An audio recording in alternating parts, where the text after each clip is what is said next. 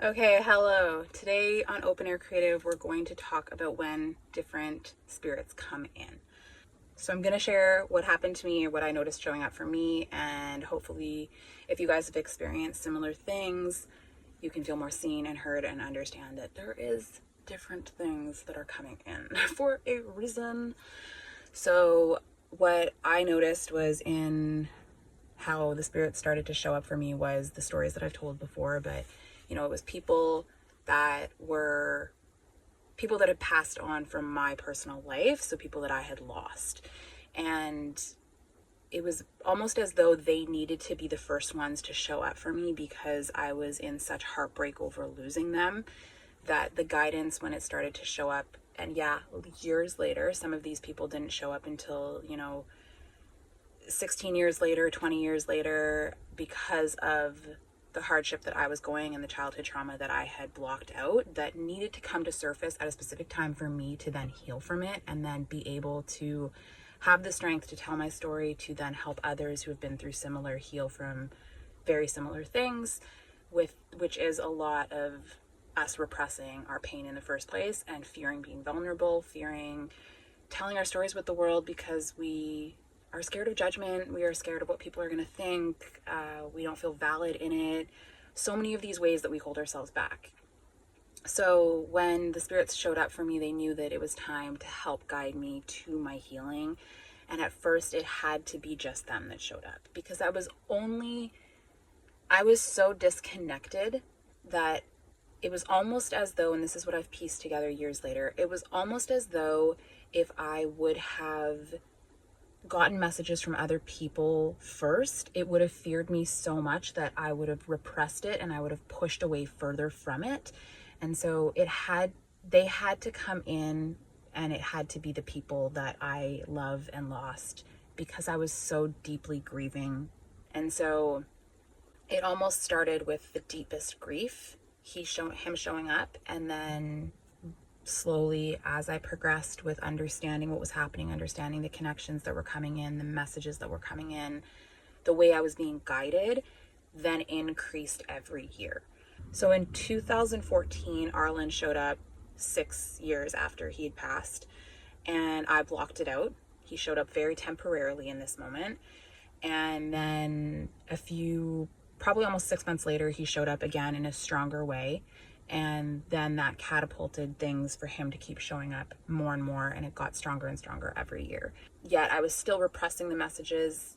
He couldn't come in constantly because I was struggling through an addiction at this point, so it was really hard for me to really get just the full guidance that he was wanting to send.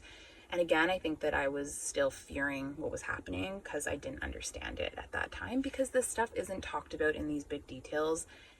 I feel like the conversation tends to be around like, oh, if you have the ability, you're a medium right from the get-go, you have this gift that you were naturally born with to tap into the spirit world, and that's just what it is. And so that message was stuck in my head where I was like, clearly I'm not a medium. I don't have these gifts. I had no idea that we could all tap into this once we allow ourselves to strengthen it. And now I have, I've been following other mediums, and I've seen so many other people tell me their stories about how this all started to wake up for them as well. And so then he started to show up a little bit more. And in 2018, that's when the animal messengers and the crow started to show up. Then it was about a year later, Kaylee showed up in Seagull. Then it was almost like this now consistently started the boom. So when Kaylee showed up, Brigitte showed up a few months later. And then it cracked the code to childhood trauma. And then things started to wake up. Revelations started to come in. Breakthroughs started to come in. So it was mainly them. Then, other people started to show up that were, again, from my personal connections that I had lost. I still felt safe with these.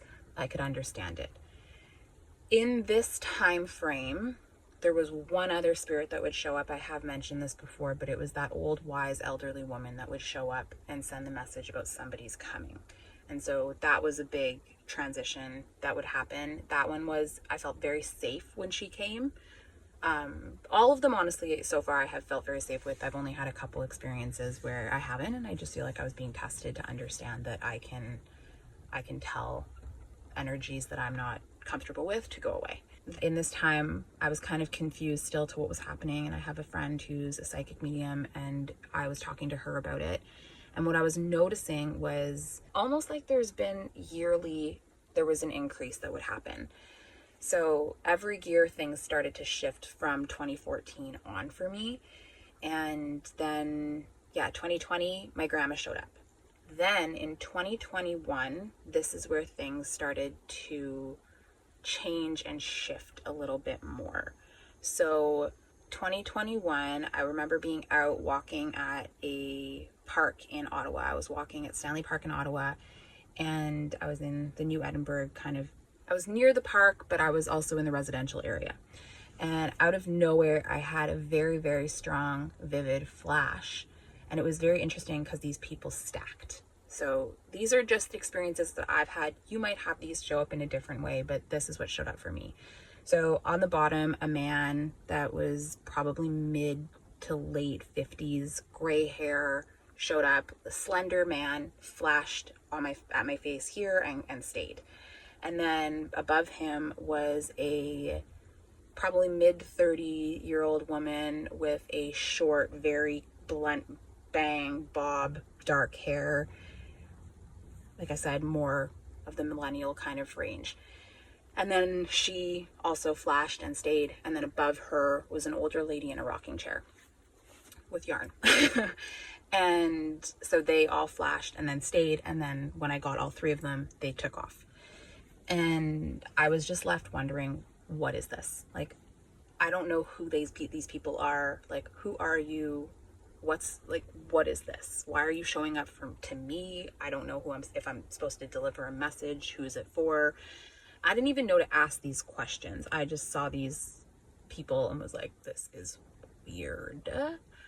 And so then the next year in 2022, I experienced 3 flashes on my right side. So these were 3 flashes of Indigenous faces, and they were quick flashes. These ones didn't stay and linger. So it was 3 of them. There was 2 women and a man again. This time it was the woman, the man, and the woman. So it was very interesting. Again, didn't understand this. Shortly after this, I ended up going out and visiting my psychic medium friend, and I had brought this up with her. I was like, I don't know what's happening. And she was the one that was like, they're testing you. So this is where she was like, it is time for you to ask them questions. You don't need to be scared about this. You can ask them questions. So she's like, ask them who they are, what is the message, and who are they supposed to deliver this message to. So I then got a little bit more comfortable with this, started asking, and even if they didn't answer at that time, I knew that I needed to start getting comfortable asking them questions. And there was actually also another one in 2021 with my cousin's husband where this story is kind of interesting because me and him don't typically get along. And we were out for a family camping adventure this day, and we went for a drive, and I was with him, and he just opened up to me in a different way. I just felt like there was a different shift energetically that was happening between me and him, in the fact that he was willing to open up. So I didn't say anything. We didn't get into a deep topic. It was just, I could feel that there was a different energy around him not being so hard on me. And it's not like he was ever a jerk to me. It's just, I don't feel like we had a connection. So, and then now shifting from the afternoon drive with him, we were now around the bonfire with my cousin, his wife, my sister, and my other cousin, and his kids were in bed. And so there was the camper in front, we were around the fire, and the way that I was sitting, or where I was sitting, I was facing their camper. And all of a sudden, he started opening up. He lost his father and was grieving his father, but he started telling a story that my cousin had never even heard before. And so she was in a state of awe listening to this. We're all in a state of awe. He was kind of almost focused more telling it, I don't want to say to me, but it was like his eyes kept focusing around, almost like he was trying to say, I'm telling you this story, but I knew he was telling everybody. And he was just getting this off his chest. But in that moment, I remember looking at the camper and I saw his father sitting on the bench, like it's one of those, the way the campers are, there's like the booths and the table, and then behind it was the kids' bunk beds. And so his father was sitting at the table, and I could sense the energy, I could see it. It was wild and beautiful. And then it was almost like he was showing up so that my cousin's husband could, for the purpose of this conversation, let's call him Scott. So Scott was then opening up, because now he didn't have to worry about his kids, and he didn't have to be distracted if anything was wrong with his kids. So he was almost like his dad was showing up, so Scott could then end up in this form of just letting go and talking and sharing something really important that he needed to get off his chest. It was just a really powerful night for a lot of us. And when we got back from the camping trip, and in this, Scott told us that, because he turned 40 in the pandemic, he didn't get to have a big celebration of his 40th birthday. So when we got back from the camping trip, I decided that I really wanted to do something special for his birthday. I was gonna go and, get a like over the hill card. I wanted to deck out their yard with like over 40 balloons. Like I wanted to do something special for his birthday and kind of turn an inside joke that he was talking about as well into a reality. And the one night before I planned to do all this, or as I was planning it, I guess I should say, I was in this van and I chatted with his dad. I just channeled him and was like, hey, if there is a way that you can send me a message about like an inside joke that you and Scott had, something that could turn into real life that I could make, that would, make his birthday extra special, please let me know. And right in that moment, right away, I heard Orange Train. I have no idea what that meant. There was no further explanation. I just very clearly heard Orange Train.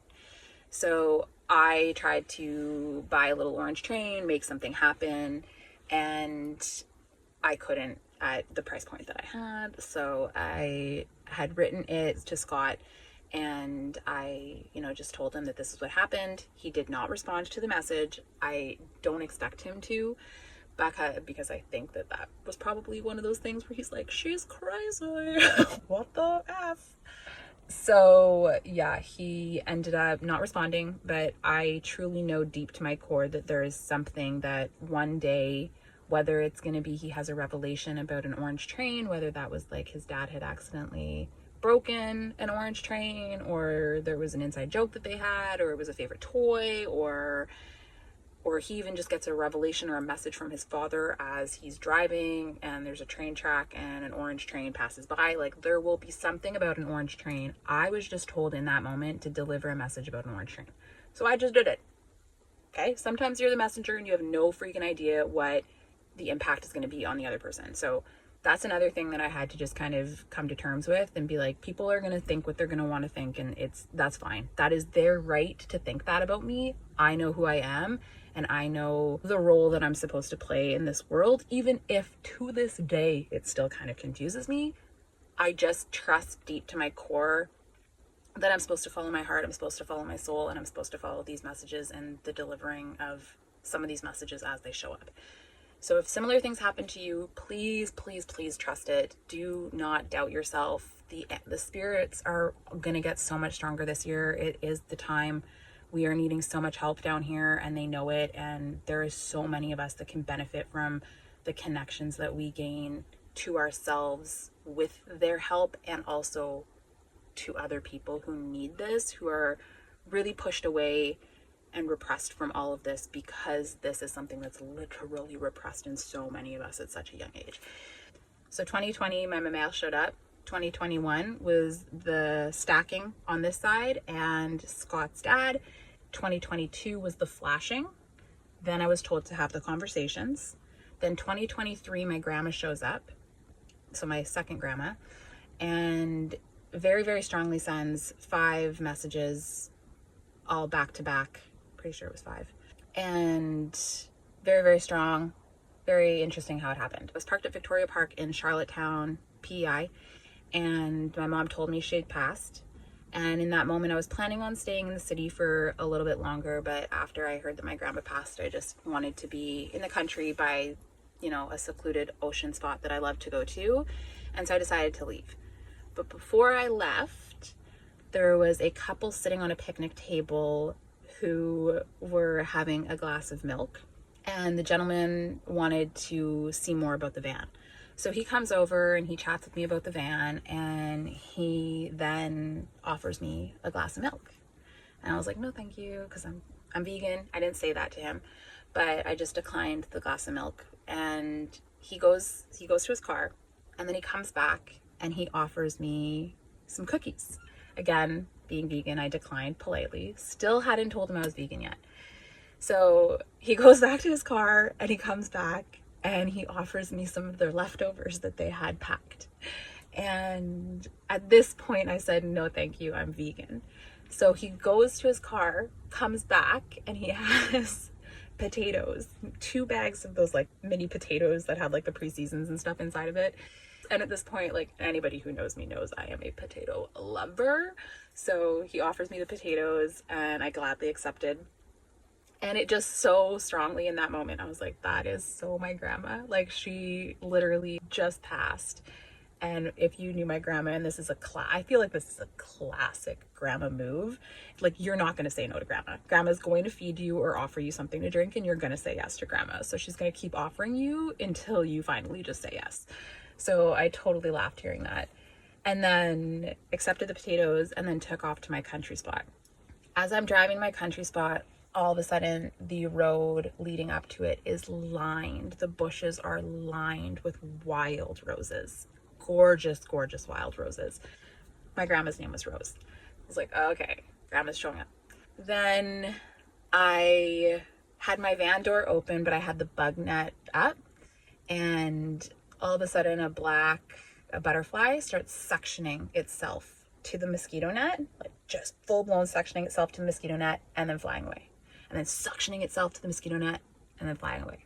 And then it did it one more time. I was like, what the F is going on? Like, that is not a normal experience to have with a butterfly. Butterflies are, I just have never had that before. Maybe I've had that with flies and, you know, obviously mosquitoes and things like that, but never with a butterfly.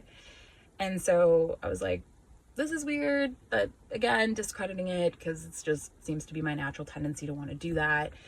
And so I was in that moment where I just kind of wanted to watch a movie that night that had to do with grandparents. Like, I wanted to watch something that had to do with connecting with grandmother.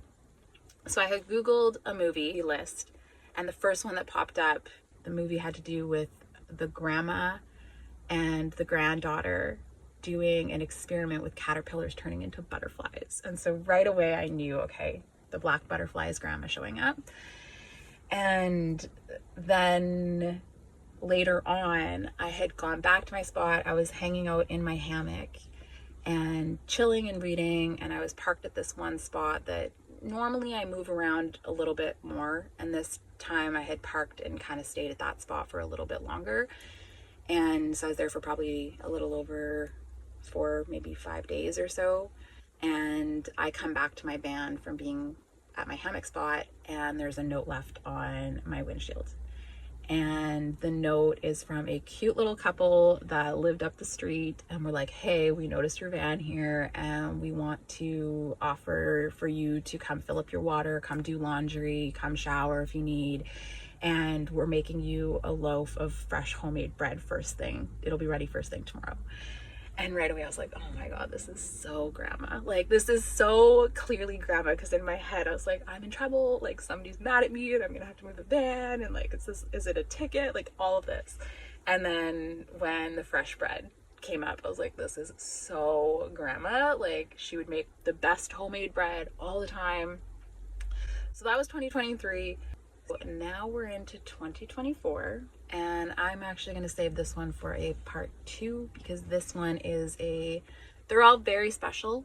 This one felt extra special because of the way that it all happened, and it's extremely powerful. And we're going to also be doing interviews with the person that came in, not the spirit, but the person that I had to deliver this message to. So stay tuned for part 2. That is going to be next week. I look forward to telling you guys the story, and I look forward to the interviews that we're going to be doing with this lady in the future. There's going to be extra work happening with that. So please stay tuned, because this is where it's all gonna get so much more interesting.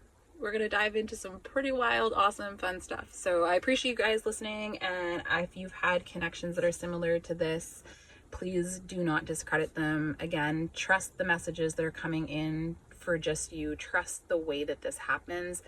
All of this will happen differently for different people, but I'm just sharing my experience so that you know that you're not alone if you experience similar. And trust that there is some really beautiful, miraculous things that happen on a much larger scale that we'll never be aware of, but you have the power in you to help heal people. So please, if you're getting messages, don't hold yourself back because you fear what people are going to think. People are going to think and say crazy things about other people. Hurt people. So remember that. And if you're in this as part of their journey to get them to not hurt so much, even if that means that they're going to name call you in the process, let them have it. Please just trust the power within yourself and the strength within yourself. The more that you honor who you are and honor the journey that you have individually been on, because it is super important. And there are gifts that you have in this world that really truly can help heal other specific people, but also collectively and energetically, the things that you've been through. When you shift beyond them, the ones that have been holding you back, it does help heal our collective. So please honor that. Please trust it. Love yourself. And the stronger all of this is going to get. So I love you guys so much, and stay tuned for part 2.